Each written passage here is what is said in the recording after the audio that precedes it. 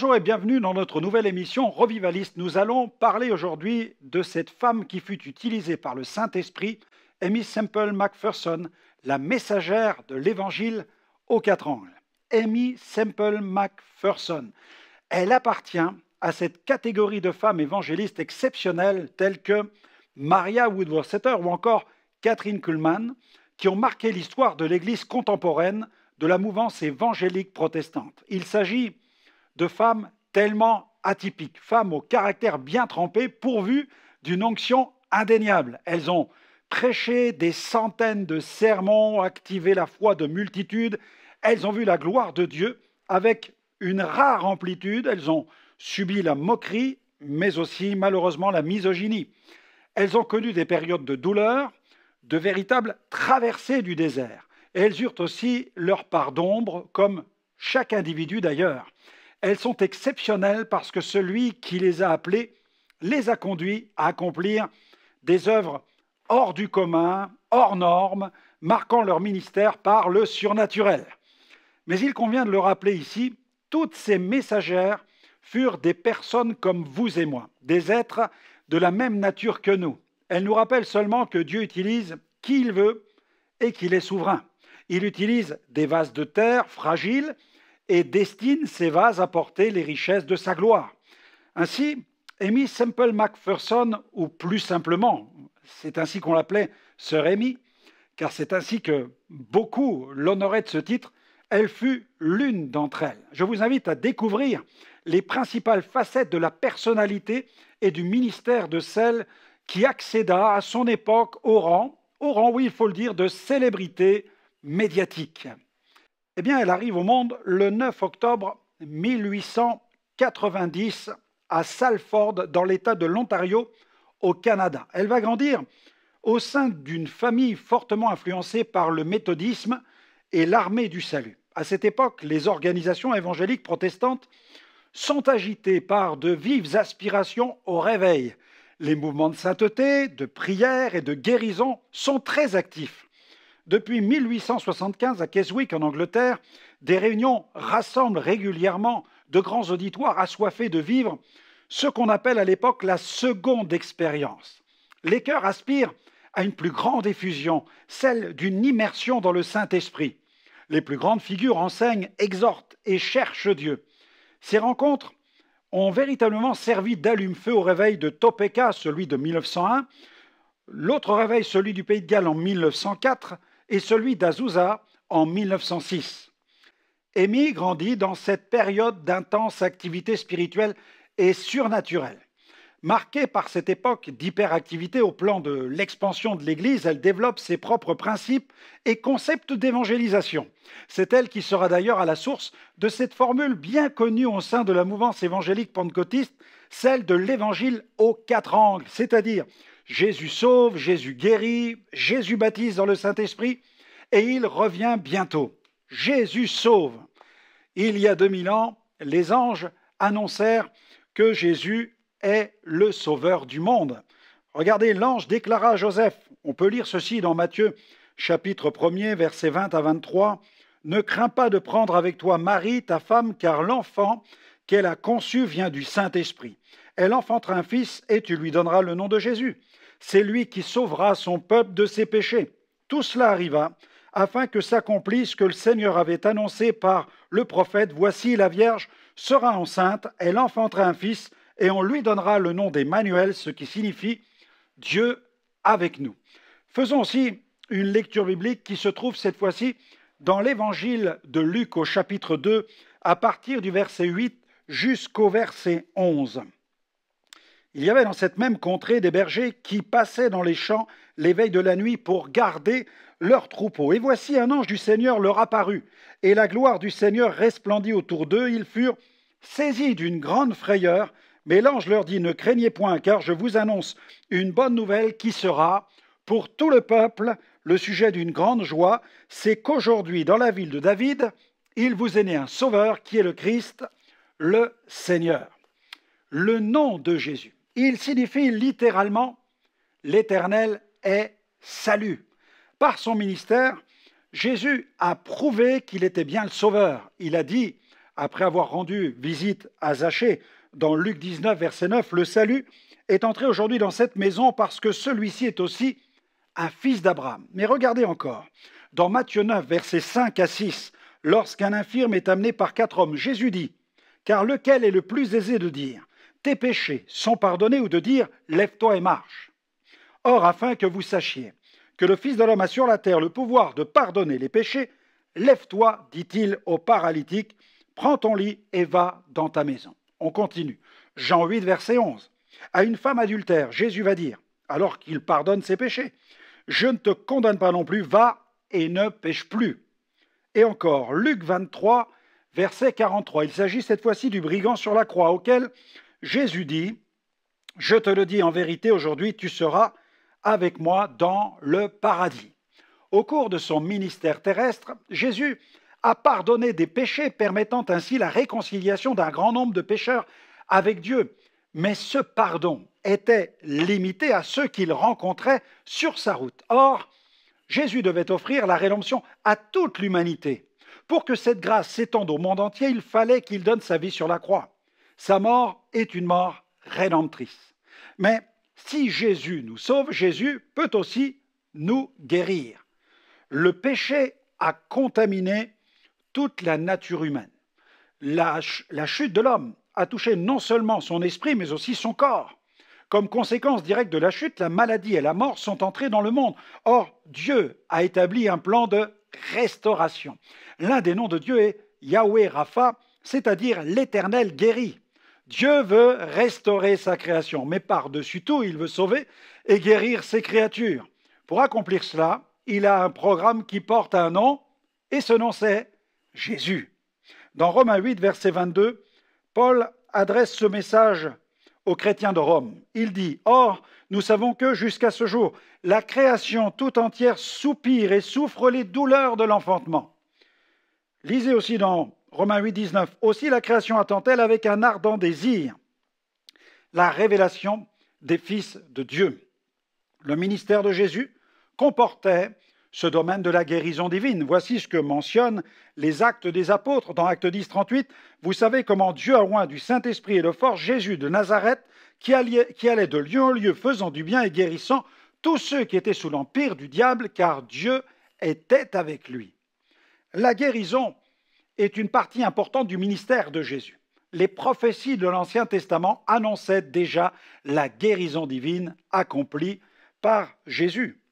En effet, dans Ésaïe 53, versets 4 à 5, on peut lire ceci, « Cependant, ce sont nos souffrances qu'il a portées, c'est de nos douleurs qu'il s'est chargé, nous l'avons considéré comme puni, frappé de Dieu et humilié. Mais il était blessé pour nos péchés, brisé pour nos iniquités, le châtiment qui nous donne la paix est tombé sur lui et c'est par ses meurtrissures que nous sommes guéris. » Le livre des Actes des Apôtres commence par cette phrase de Luc dans Acte 1, verset 1er, où il est écrit « Théophile, j'ai parlé dans mon premier livre de tout ce que Jésus a commencé de faire et d'enseigner dès le commencement. » Le livre des Actes des Apôtres se termine au chapitre 28, mais le Seigneur demeure le même. Il sauve encore, il guérit toujours.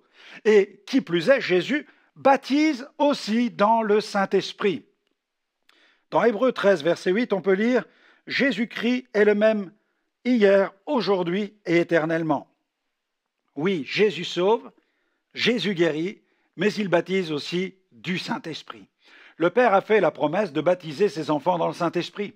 Cette promesse a été annoncée par le prophète Joël dans le chapitre 2 de son livre, versets 28 à 30. « Je répandrai mon esprit sur toute chair. Vos fils et vos filles prophétiseront. Vos vieillards auront des songes et vos jeunes gens des visions. Même sur les serviteurs et sur les servantes, dans ces jours-là, je répandrai mon esprit. » Cette promesse a aussi été donnée par l'intermédiaire de Jean-Baptiste. Souvenez-vous, dans Matthieu chapitre 3, verset 11, « Moi je vous baptise d'eau pour vous amener à la repentance, mais celui qui vient après moi est plus puissant que moi.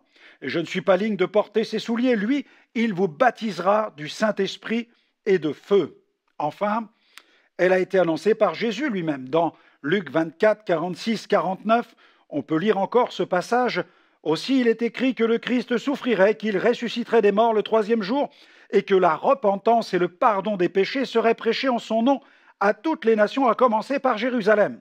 Vous êtes témoins de ces choses, et voici, j'enverrai sur vous ce que mon Père a promis, mais vous, restez dans la ville jusqu'à ce que vous soyez revêtus de la puissance d'en haut. Acte 1, verset 5, car Jean a baptisé d'eau, mais vous, dans peu de jours, vous serez baptisés du Saint-Esprit. Acte 1, verset 8, mais vous recevrez une puissance, le Saint-Esprit survenant sur vous, vous serez mes témoins à Jérusalem, dans toute la Judée, dans la Samarie, et jusqu'aux extrémités de la terre. Gloire à Dieu.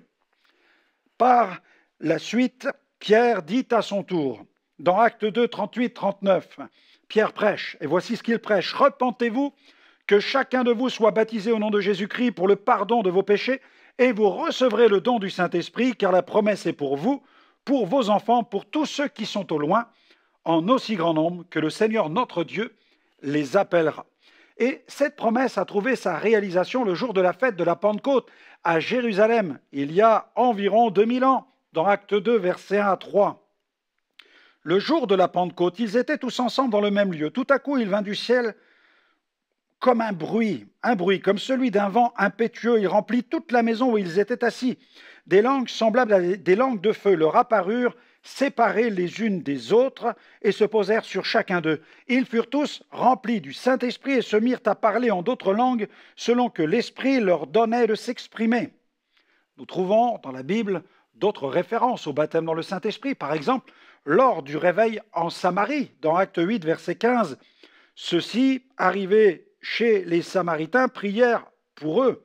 Il y a les apôtres de Jérusalem qui viennent et qui prient afin qu'ils reçoivent le Saint-Esprit. C'est Pierre et Jean qui viennent. Dans Acte 8, verset 17, alors Pierre et Jean leur imposèrent les mains, ils reçurent le Saint-Esprit. Et puis il y a cet autre passage dans Acte 10, verset 44 cette fois-ci. De même, lorsque le salut a été annoncé chez Corneille par l'apôtre Pierre, comme Pierre prononçait encore ces mots, le Saint-Esprit descendit sur tous ceux qui écoutaient la parole. Acte 10, 45, tous les fidèles circoncis qui étaient venus avec Pierre furent étonnés de ce que le don du Saint-Esprit était aussi répandu sur les païens. Acte 19, verset 2, il est encore question du baptême dans le Saint-Esprit. Lorsque Paul est à Éphèse, il interroge les disciples et leur pose la question, « Avez-vous reçu le Saint-Esprit quand vous avez cru ?» Ils répondirent, « Nous n'avons même pas entendu dire qu'il y ait un Saint-Esprit. » Acte 19, verset 6, lorsque Paul leur eut imposé les mains, le Saint-Esprit vint sur eux, et ils parlaient en langue et prophétisaient. Alléluia, l'onction est venue. Le baptême du Saint-Esprit nous fait entrer dans la dimension de la puissance divine. L'Esprit galvanise la vie de prière, le témoignage et tout le ministère. Il est une source abondante d'inspiration, de révélation et de puissance. En fait, il conduit à l'action. Smith Wigglesworth, lui, a eu le privilège de visiter et de prêcher au sein du temple Angélus, qui a été fondé par la sœur Amy, et il aimait à déclarer, Wigglesworth, il disait, « Les actes des apôtres ont été écrits car les apôtres ont agi. » Oui, Jésus sauve, Jésus guérit, Jésus baptise du Saint-Esprit, et Jésus revient bientôt. 318 fois dans les 260 chapitres du Nouveau Testament, il est question du retour de Jésus. Il revient bientôt. Dans le texte grec, 3 mots sont employés pour parler du retour de Jésus. Il est question de la parousia, c'est-à-dire l'idée de la présence d'une personne, comme le dévoilement d'une personne. Il y a l'épiphania, qui nous parle de cette notion d'une apparition de la personne de Jésus, et puis le terme apocalypsis, qui nous parle de cette idée de révélation, quelque chose qui est révélé. Les disciples de l'Église primitive ne craignaient donc pas de se saluer par la formule « Maranatha », qui signifie « le Seigneur vient ». À mesure que les années passent, les signes de ce retour s'accélèrent, s'amplifient et convergent les uns vers les autres. Mais le signe ultime est un signe glorieux, un signe porteur d'un message d'espérance pour toutes les nations, l'annonce de la bonne nouvelle. Les temps seront de plus en plus difficiles, alors évangélisons activement les nations et faisons échec à la menace. Hâtons l'avènement du Seigneur. Avant que l'enlèvement, le grand kidnapping, cet enlèvement de l'Église ne se produise, arrachons les âmes perdues à la perdition et transférons-les dans le royaume de Dieu. 2 Pierre, chapitre 3, versets 11 à 14. Puisque donc toutes ces choses doivent se dissoudre, quelles ne doivent pas être la sainteté de votre conduite et votre piété, tandis que vous attendez et hâtez l'avènement du jour de Dieu, à cause duquel les cieux enflammés se dissoudront et les éléments embrasés se fondront, mais nous attendons, selon sa promesse, de nouveaux cieux et une nouvelle terre, où la justice habitera. C'est pourquoi, bien-aimés, en attendant ces choses, appliquez-vous à être trouvés par lui sans tache et irrépréhensibles dans la paix. Regardez Matthieu 24, 14. Cette bonne nouvelle du royaume sera prêchée dans le monde entier pour servir de témoignage à toutes les nations. Alors viendra la fin. Quel message! L'évangéliste George Jeffreys, revivaliste du XXe siècle, disait que ce qui donne la puissance à la prédication, ce sont ces 4 angles bien précis. Jésus sauve, Jésus guérit, Jésus baptise du Saint-Esprit et Jésus revient bientôt. Pour qu'une maison soit solide, il faut qu'elle ait 4 murs. Ce qui donne à l'Évangile sa solidité, ce sont ces 4 angles et ce qui a permis à l'Église de Pentecôte de connaître un tel développement au cours du XXe siècle en atteignant le monde entier. C'est là aussi cette prédication aux 4 angles. L'évangéliste Billy Graham a déclaré: l'Évangile, c'est la présentation du Christ entier par l'Église entière pour l'homme entier dans le monde entier. Mais si la moisson dépend étroitement de l'ADN de la semence qui est plantée, elle repose aussi sur la qualité du travail de celui qui la plante. Ainsi, le message et le messager sont tous les deux importants. C'est d'ailleurs ce qui favorise l'expansion du royaume dans les vies. Aimee Semple McPherson fut très fortement marquée par l'engagement de sa mère auprès des pauvres. Elle n'hésitait pas à l'accompagner alors qu'elle n'était qu'une jeune enfant. Ce service de compassion fut accompli sous une bannière que nous connaissons bien, celle de l'armée du salut, ce mouvement qui offrait la soupe populaire à une quantité de gens qui vivaient dans la misère la plus totale. L'adolescence de la jeune Aimee est marquée par une période de remise en question. Elle est troublée par la théorie de l'évolution. Cette saison de la vie est toujours très sensible. L'ennemi cherche à détourner celle qui va bientôt se consacrer à Dieu et devenir une authentique revivaliste. Et c'est en décembre 1907 qu'elle est puissamment touchée au cours d'une campagne de réveil. Elle est alors âgée de 17 ans. C'est à cette même époque qu'elle rencontre un dénommé Robert James Semple, un évangéliste pentecôtiste d'origine irlandaise. Elle tombe amoureuse de ce serviteur au cœur d'aventurier. Ils se marient le 12 août 1908. La cérémonie est même organisée par l'armée du salut. Les deux jeunes gens, donc les deux jeunes époux, ont un cœur qui brûle pour les âmes perdues. Ils pensent aux foules et aux extrémités de la terre. Ainsi, en juin 1910, alors qu'ils ne sont que de jeunes mariés, ils plient bagages et se rendent en Chine pour accomplir l'œuvre missionnaire. Ils vont souffrir, tous les deux, de la malaria et devront même être hospitalisés. Mais par la grâce de Dieu, ils vont en sortir alors qu'Aimee était enceinte. Mais un drame terrible va bouleverser et marquer à jamais la vie d'Aimee le 17 août 1910, soit 2 ans après le mariage. Robert va décéder dans un accident de voiture. 1 mois après le drame, Aimee donne naissance à un enfant, une petite fille qu'elle appela Roberta Starr, un don de Dieu pour sa consolation, un signe d'espérance. De retour aux États-Unis, à New York, Aimee est une jeune veuve âgée d'une vingtaine d'années. Elle porte en elle la marque de cette violente déchirure. Elle ne se laisse pas détourner pour autant du service et du ministère. Elle œuvre à l'armée du salut et ouvre aussi une classe d'école du dimanche où elle commence à enseigner. Quelques années vont s'écouler au cours desquelles le feu de la proclamation de l'Évangile embrasse de plus en plus son cœur. 2 années après la mort de Robert, elle se remarie avec un jeune homme d'affaires nommé Harold Stewart McPherson et ils se marient au cours du printemps 1912. Cette union va donner naissance à un fils en mars 1913 qui portera le nom de Rolf. Aimee va traverser une dépression à la suite de toute cette période. En 1913, victime d'une crise d'appendicite, elle est emmenée à l'hôpital. Et alors qu'elle était sur le point de mourir, elle entendit une voix qui lui posa cette question. « Maintenant, vas-tu aller ?» Elle comprit que 2 choix s'offraient à elle. Aller au ciel ou se lever pour servir. Elle fit alors le choix de répondre à l'appel au ministère. Immédiatement après cette décision, la douleur disparut. En 1915, elle fait l'expérience du baptême dans le Saint-Esprit au cours d'une réunion de réveil tenue dans la ville de Kitchener, dans l'Ontario. Immédiatement après cette expérience surnaturelle, elle chercha à atteindre un village. Elle a fait circuler des annonces concernant des réunions d'évangélisation, mais constate que personne ne se présente. Alors, elle descend en ville et s'assoit sur une chaise et demeure immobile pendant 1 heure. Dès qu'une cinquantaine de personnes sont rassemblées, elle se met à crier « Suivez-moi !» Et alors, elle emmena tous ces gens directement dans le lieu qu'elle avait réservé. La mission dura plusieurs jours.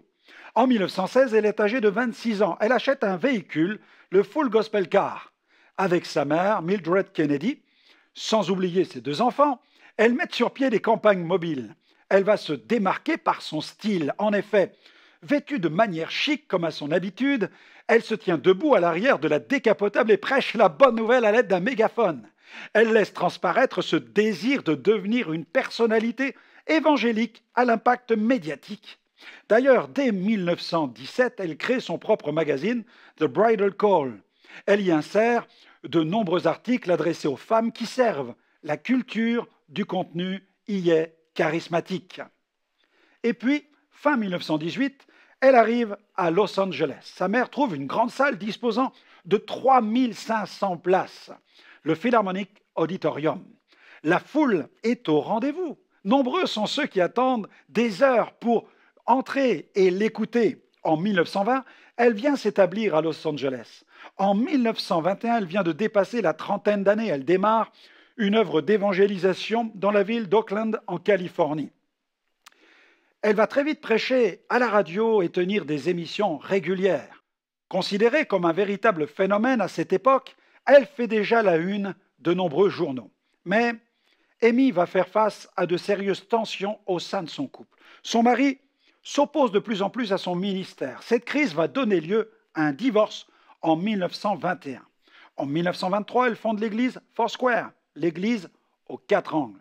Sous la bannière de cette organisation, elle achète un vaste édifice qu'elle va baptiser de ce nom l'Angelus Temple. Ce lieu disposant de 5300 places. Cet espace va rapidement devenir une méga-church rassemblant une dizaine de milliers de personnes. Initialement, elle n'avait pas prévu que ce lieu deviendrait une église. Elle l'avait surtout acheté pour lui permettre de prêcher l'évangile. Amy se distingue par un message puissant, celui du plein évangile.